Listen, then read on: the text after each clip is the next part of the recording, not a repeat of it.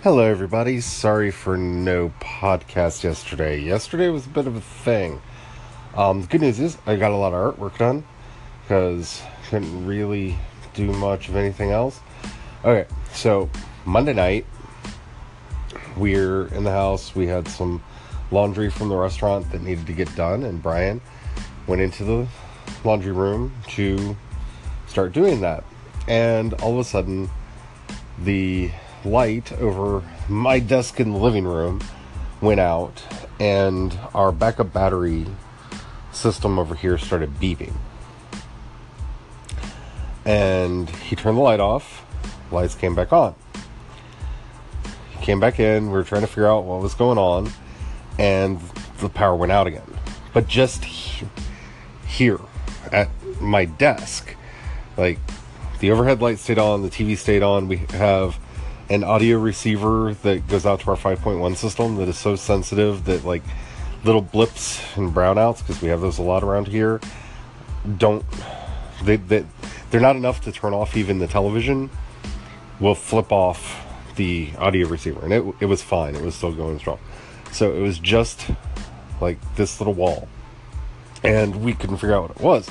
And so he started playing around with things, and he found out that there's an extension cord that we have running from the laundry room into the kitchen for some of our appliances, including our dehumidifier. And it had kind of pulled out of the wall. And he pushed it back in, and the power came back on, and then suddenly went out again. And he unplugged it, and the power came back on. And we're like, okay, this is really, really weird, but we needed to get the laundry done. So he runs into do the laundry, and he puts it all in there, and he turns it on, and the power goes out again.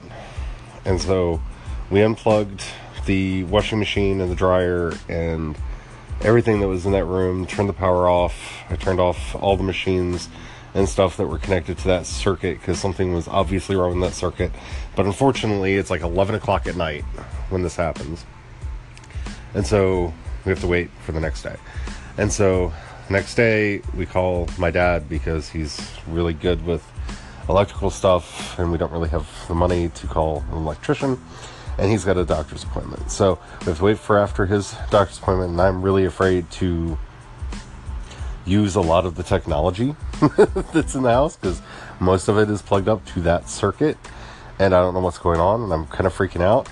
And so Dad finally gets over at around 3-ish and starts checking all of the electrical lines, and everything seems to be fine. There doesn't seem to be any problem. Power's flowing fine, power's flowing well. And so he thinks that it might be something that was wrong with the cord that was plugged in, or maybe with the washing machine itself. So Brian grabs a different extension cord, and takes it into the room and plugs it in, and all the power goes out. So, okay, maybe there's something wrong with that outlet. And so they flip the switch, they turn off the power, they pull the outlet out. And here's the crazy part of this whole thing. And Brian probably already threw it away, or I should have gotten some pictures of it. Somehow, and we haven't figured out how this happened yet, the outlet that in the wall got smashed. I mean, it was when they pulled it out, when they finally took it out of the wall, it's compressed, and parts of it are broken. Like, it looks like something hit it or punched it, or, you know, it looks like it's taken physical trauma. I have no idea how that happened, because it's back in the laundry room. It's a very little laundry room, and there's no way to get to where it is because of where the washing machine is. You'd have to, I don't know, stand on top of the washing machine, lean over, and do something. So God only knows how long it's been damaged, but it only just started showing the effects of that damage. So they pulled it out, they replaced it, we've checked all the lines, everything seems to be working fine now, and we have power again. But how in the world did that thing get damaged in the first place? I don't know. Two men just stepped outside to deal with one spider. It's a large spider, not a monster. It's bigger than $50. I mean, it's actually a lot bigger than $50. It's probably 2-3 inches across. We have big spiders around here. This one unfortunately set up right in front of our door and started weaving its webs back and forth between the railings. And I don't mean the railings on one side, no, all the way from one side of the steps to the other side of the steps. That way there's nowhere to go except for through the spider web to get down. So every morning we tear down the spider web, and every night it builds it again. You would think that it would get the hint that its work was destroyed on every evening, and so maybe, just maybe, it should move on and find another place to build its web. But no. Like everything in the Heartland, it's stubborn, set in its ways, and gonna go out where it is. Yeah, not happy about it. So, yet again, it had built its web, and now, this time, was just sitting there on the railing, threatening as the door was opened. And everyone but Brian is arachnophobic. So Brian went out to deal with the beast, but he's not sure how to deal with the beast because, well, he's not arachnophobic. He don't like the critters. So I don't know what is going to happen to the creature. It's probably going to die. We gave it its chance. We tried to scare it away. We thought that destroying its web would give it tell it to go, but it didn't. Why didn't you leave, little spider? Why didn't you leave? Even the dog is upset. She's running around the house trying to figure out what's going on in her front yard. Craziness, doggy. Craziness. And that's life here in the Heartland, where the spiders grow so large they threaten you in the middle of movies, in the middle of your living room. Big things. Yeah. I don't do anything small out here. So we just finished watching the first episode of Midnight Texas, which is apparently going to be on NBC. We watched it on Hulu because that's how we do. I really liked it. It's based apparently on a Charlene Harris novel, series of novels that I have not read. Read some of the Sookie Stackhouse novels, liked them. Liked True Blood. I like the cast. I like a good supernatural show. My concern with this one is it was weird. And I don't say that in a bad way. It was the kind of weird that I like. Like, the vampire was quirky. I really enjoyed him. The witch, oh my goodness. I really liked the witch. The ghosts were creepy. The Reverend was interesting. The tattoo people were fun. I'm trying not to give spoilers for anybody who hasn't seen it. Yeah, but I think the biggest problem that I have with it is it's a quirky show. It's a strange show. It's a weird show, and it's on one of the big three networks. And yeah, quirky shows don't often last on the big three. If it was a Netflix show, or if it was what we thought it was when we went into it at Hulu Original, it might have a chance, because on a platform like that, they kind of let a show breathe and find its creative footing and do the things that it wants to do. I don't know if NBC's going to let that happen. I hope it does. I hope to be proven wrong. It's kind of like The Gifted show coming out on Fox. It looks really good, but it also looks kind of weird, looks kind of strange, and it looks like they're going to get very comic booky with it. And I'm hoping that they do, but I don't trust Fox. Fox doesn't deal well with quirky, weird shows. They like their cookie cutters, and I don't want it to become 24 with superheroes.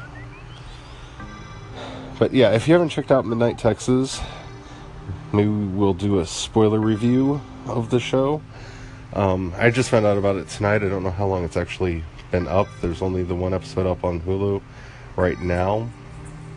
But it was entertaining. It's a fun premise for a show. It's a fun setup.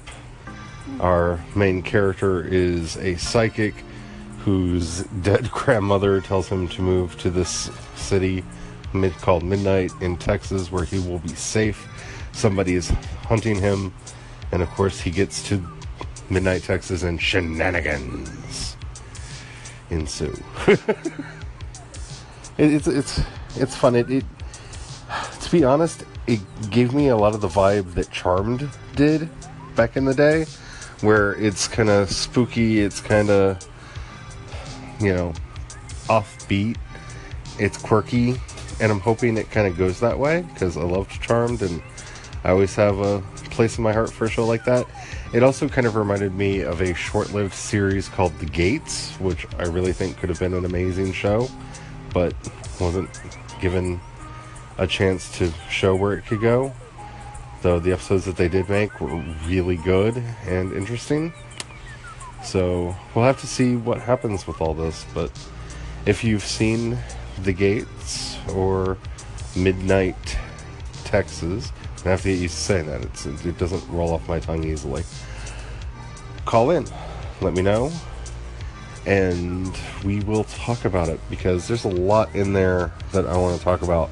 But I want to wait till I feel safe to do a spoiler episode, because I don't like it when you guys have to skip ahead because you haven't seen things. So that's your homework. Watch it, and we will reconvene and talk about it later. So I spent most of the day today finishing up everything that I needed to do in the Pivot Persevere audit of everything that I do. And I have seen the way forward. I have seen the path that I shall walk.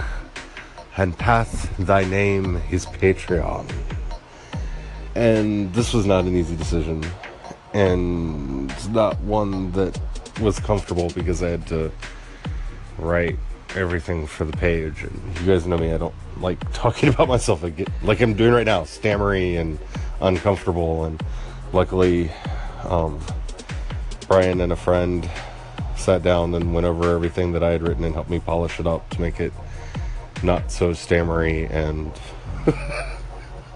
broken, because I don't like talking about myself. But what this means is, for as little as $1 a month, that's $12 a year, you will be able to sign up over there at patreon.com/CEDorset, or you just go to projectshadow.com and click the Patreon link, and it'll take you over there. For as little as $1 a month, that wasn't a ghost, though I feel like it was. Brian just checked the door, because that's what he does. Remember the tale of the epic spider? Maybe we'll get him to tell us what happened with all that. Is it dead? The giant one ran off. The giant one ran off. And now the dog's all crazy and upset. Oh, it's all kind of crazy here. Skunk just moved in outside and my dog's going crazy. So I'm going to just say this fast. If you want to get a copy of everything that I write this year before anybody else gets a copy of it, head over to patreon.com/CEDorset and check it out there. Yeah, that's the thing. I'll talk to you about it more. The dog's going crazy, and I need to get the podcast posted. So have fun, everybody, and I will talk to you tomorrow. Bye.